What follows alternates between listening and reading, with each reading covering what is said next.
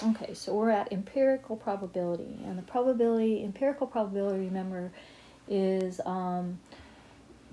relies on the actual experience to determine the likelihood of an outcome. So we're actually performing experiments and using the acquired data to come up with probabilities. So the formula for empirical probability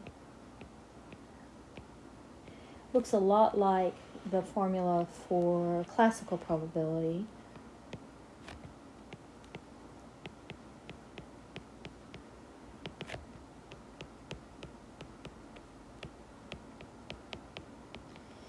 Is that, so we have the probability of some event occurring equaling the frequency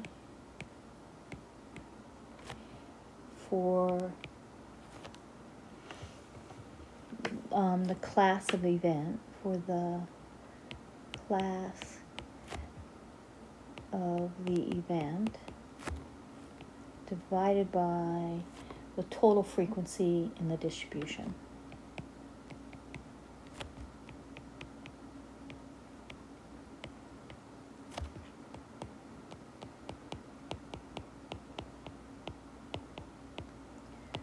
So a lot of times this is frequency over number. Okay? And this is, again, based on actual observations.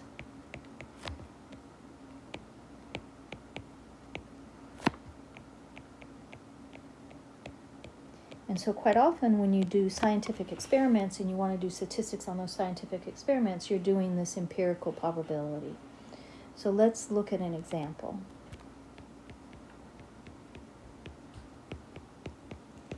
So we're going to talk about postal workers bitten by dogs.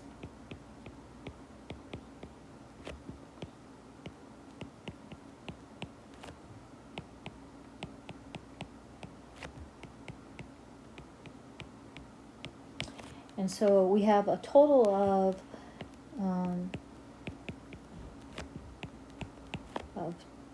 2,541 workers were bitten by dogs in the top 6 cities. Okay, wait a minute, let me say this right. So we have a total of 2,541 workers that were reported bitten by dogs. Now the top 6 cities for these events, 6 cities for biting, are not necessarily in complete order. So Houston had 49 bites. Chicago had 37 bites. Miami had 35 bites. LA had 32 bites. Brooklyn had 22 bites. And Cleveland, this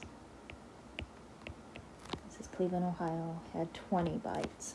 Okay, so what we want to do is look at some probabilities associated with this data. And this is data, so it's not classical, it's empirical probability. So we want to say if one postal worker is bitten at random,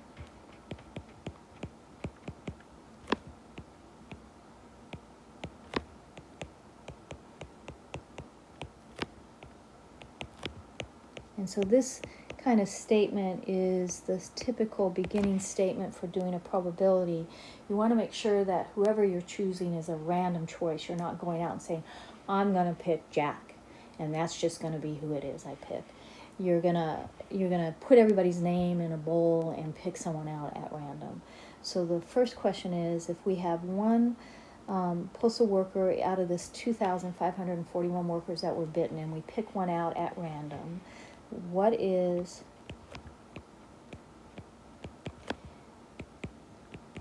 the probability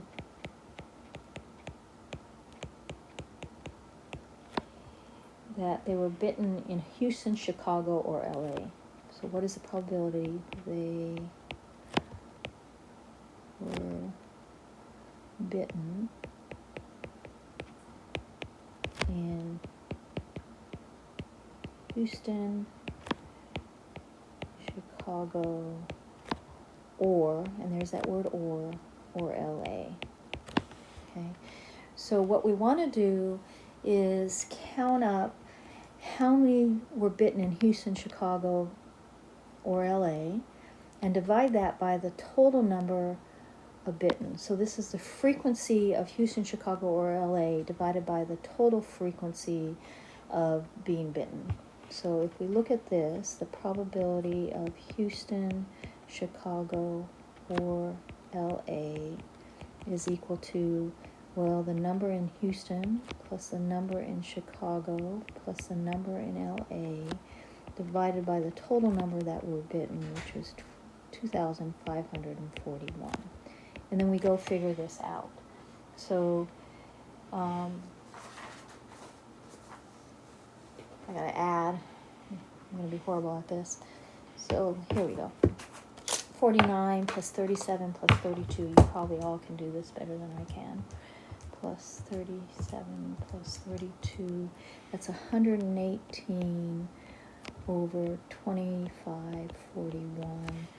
And 5, 10, 12, 8, 9, 10. So it's not divisible by 3. So I'm going to leave that answer just like that. If I put it as a decimal, I'm going to write it as a 4 position decimal. So it's going to be 0.0464 would be the probability that they were bitten in Houston, Chicago, or LA.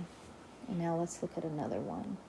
And guys, I don't care if you write it in fractional form or decimal form. The only thing is I want it in 4 decimal places if you do it in decimal form. All right, so part B, it says, what is the probability bitten in some other city than the 6 listed? Probability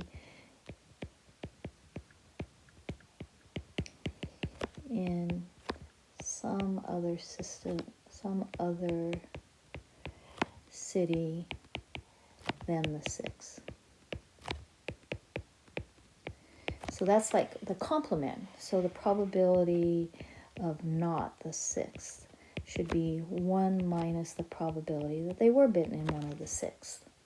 So this is 1 minus, and the probability of bitten in one of the 6 is to add up all their values. So 49 plus 37 plus 35 plus 32 plus 22 plus 20. That's all the 6 cities divided by the total number of bitten individuals. Okay, so we got to go first 1 minus and find this fractional value.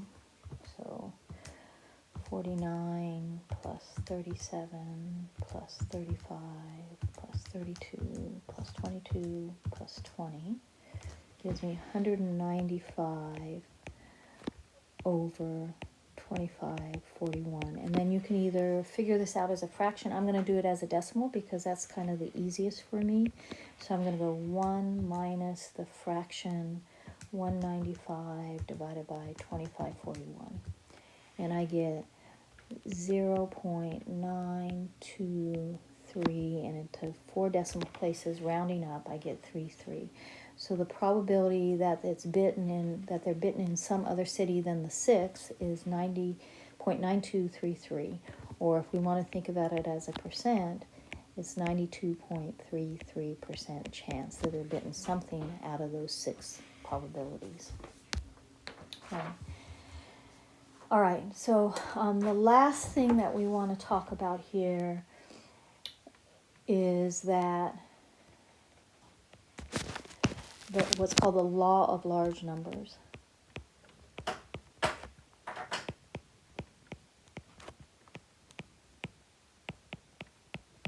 And this is saying that empirical probability, and that's the probability we do with experiments, so empirical probability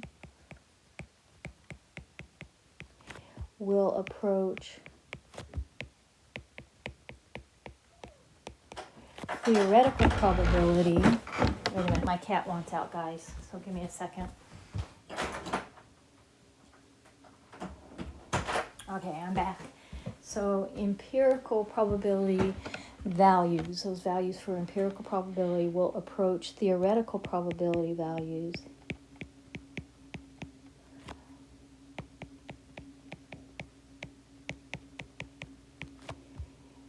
as the number of trials for an experiment increase.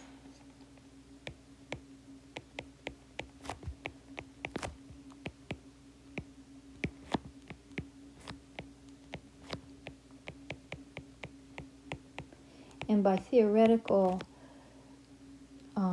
they mean basically classical probability values. So empirical will approach classical as the number of experiments increases. So the more and more times you run an experiment, the more likely your empirical data will approach a classical data value or a theoretical data value.